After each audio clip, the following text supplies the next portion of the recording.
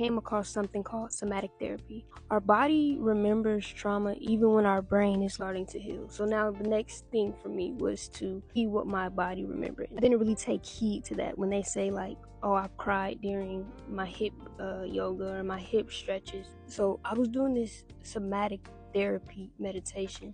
Felt the need to say the person's name. That was a part of the traumatic experience, right? So I felt it all within my lower body, tense, pressure, discomfort, not a good feeling. I was able to release that by just getting up and walking out the door, getting up and walking out of the room.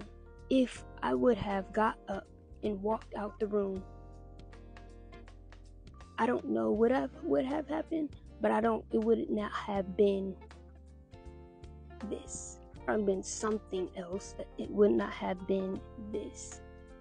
I was very interesting and just very refreshing to feel, because and I don't really say the person's name, but I called out the person's name as in like, okay, let's see what my body remembers. And when I called out that person's name, it was like, oh, you remember that experience. Okay, so now we need to release that. So what would I have done? What would I have done if I did not freeze in that moment?